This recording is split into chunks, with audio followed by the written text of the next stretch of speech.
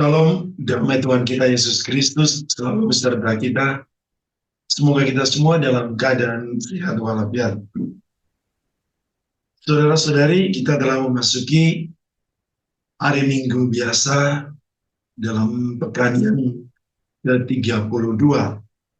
Dan hari ini kita semua akan merenungkan firman Tuhan dari Injil Lukas bab 20 ayat 27 sampai 38. Mari kita mendengarkan firman Tuhan. Inilah Injil suci menurut Lukas. Sekali peristiwa, datanglah kepada Yesus beberapa orang Saduki yang tidak mengakui adanya kebangkitan.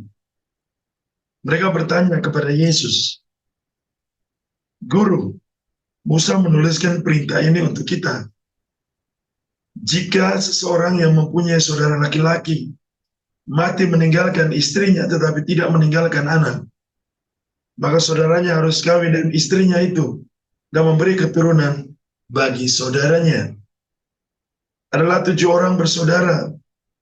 Yang pertama kawin dengan seorang perempuan, lalu mati tanpa meninggalkan anak. Lalu perempuan itu dikawin oleh orang yang kedua dan oleh yang ketiga. Demikianlah berturut-turut oleh ke-7 saudara itu. Mereka semuanya mati tanpa meninggalkan anak. Akhirnya perempuan itu pun mati. Bagaimana sekarang dengan perempuan itu? Siapakah di antara orang-orang itu yang menjadi suaminya pada hari kebangkitan? Sebab ketujuhnya telah beristrikan dia." Jawab Yesus kepada mereka, "Orang-orang dunia ini kawin dan dikawinkan, tetapi mereka yang dianggap layak untuk mendapat bagian dalam dunia yang lain itu dan dalam kebangkitan dari antara orang mati, tidak kawin dan tidak dikawinkan. Mereka tidak dapat mati lagi, sebab mereka sama seperti malaikat-malaikat, dan mereka adalah anak-anak Allah, karena mereka telah dibangkitkan. Tentang bangkitnya orang-orang mati, Musa telah memberitahukannya dalam cerita tentang semak duri, di mana ia menyebut Tuhan sebagai Allah Abraham, Allah Ishak dan Allah Yakub. Ia bukan Allah orang mati, melainkan Allah orang hidup. Sebab di hadapan Dia semua orang hidup." Demikianlah sabda Tuhan. Terpujilah Kristus. Saudara-saudari yang dikasihi Tuhan, dalam permenungan kita hari ini kita mendengar bagaimana percakapan tentang kematian. Kematian adalah sesuatu yang harus kita hadapi di dalam hidup. Ketika kita menerima kehidupan, kita harus menyadari di balik kehidupan itu akan ada akhir. Dan akhir dari kehidupan dunia ini yang kita sebut ditutup dengan kematian. Tetapi apakah kematian itu akan menghancurkan kehidupan? Saudara-saudari, kalau kita memahami misteri pasca Kristus, yaitu misteri sengsara, wafat, dan kebangkitan, bahkan misteri itu dilanjutkan dengan misteri kenaikan Yesus ke surga, itu akan menjawab pertanyaan tentang kehidupan kekal. Melalui kematian, Yesus telah menghancurkan kematian. Yesus telah menghancurkan maut. Melalui kebangkitan, Yesus mengalahkan kematian, kegelapan, dan Dia memberikan hidup harapan. Dan melalui kenaikannya ke surga, Yesus memberikan kita suatu harapan bahwa hidup kita tidak bertahan di dunia, tapi hidup kita akan berakhir pada suatu kehidupan yang kekal. Maka setiap orang yang bangkit akan mengalami kehidupan kekal. Tapi kehidupan kekal seperti apa? Iman kepada Allah yang benar, iman kepada Allah dengan cara hidup yang benar, dengan iman yang benar akan membawa kita kepada jawaban, kepada keselamatan. Kematian Kristus telah memberikan kita jaminan keselamatan.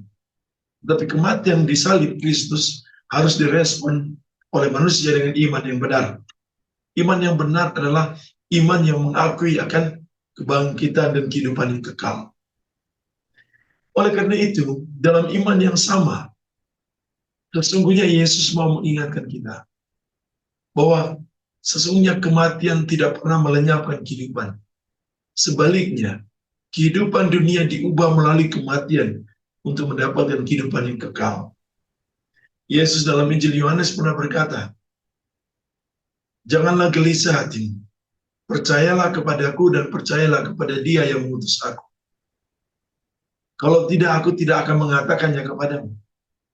Aku akan menyediakan tempat bagimu. Aku pergi lebih dahulu ke rumah Bapakku. Aku akan menyediakan tempat bagimu. Dan setelah aku menyediakannya, aku akan kembali menjemput kalian. Supaya di mana aku berada, kalian pun berada." Maka firman ini meneguhkan iman kita. Kebijaksanaan mengatakan jiwa orang benar ada di tangan Allah. Kematian orang benar adalah ketentraman. Tetapi bagi orang bodoh, kematian adalah malapetaka. Saudara-saudari, kehidupan baru hanya diberikan kepada orang-orang yang memahami kebenaran iman.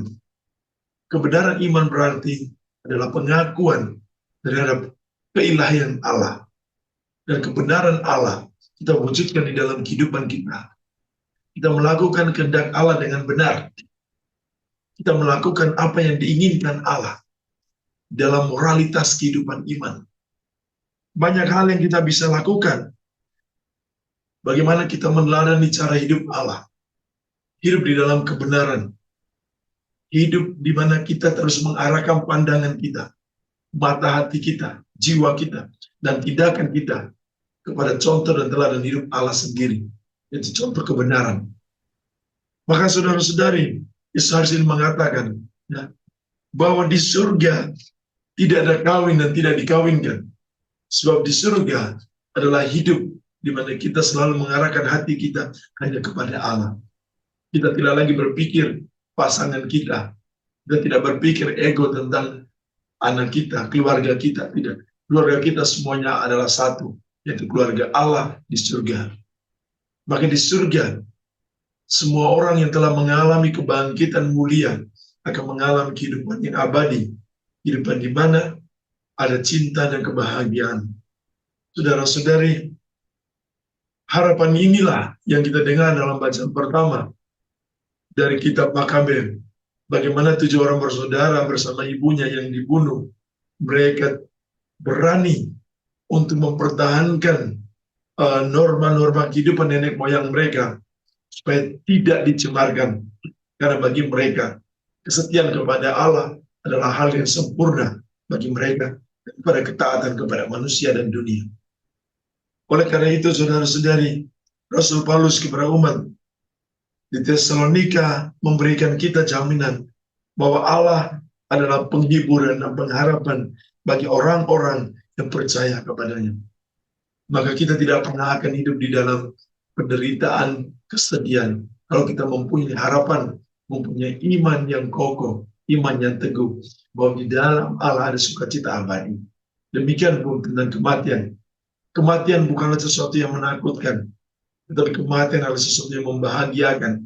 Karena tubuh kita, jiwa kita, dunia ini akan diubah oleh Allah untuk menjadi suatu kehidupan yang baru yang kekal. Dan disitulah kita akan berjumpa dengan Allah. Kita hidup dengan Allah. Maka kematian tidak boleh dianggap sebagai suatu malapetaka. Tidak boleh dianggap suatu penderitaan, stres, kesedihan, dan tangisan yang berlarut-larut. Tetapi sesungguhnya kita harus bangga, kita harus berbahagia bahwa Allah telah memberikan kehidupan baru bagi orang-orang yang hidup di dalam iman yang benar. Kristus menjadi jaminan bagi kita. Kebangkitannya telah menunjukkan kita harapan bahwa hidup baru harus diberikan kepada orang-orang yang percaya. Dan kenaikan ke surga menjadi satu bukti bahwa Tuhan mengarahkan kita satu jalan menuju kehidupan yang kekal. Berbahagialah kita yang telah beriman kepada Allah, sebab kita mempunyai jaminan akan hidup yang kekal. Tuhan memberkati kita selalu dengan berkat-Nya yang berlimpah. Dalam nama Bapa dan Putra dan Roh Kudus. Amin.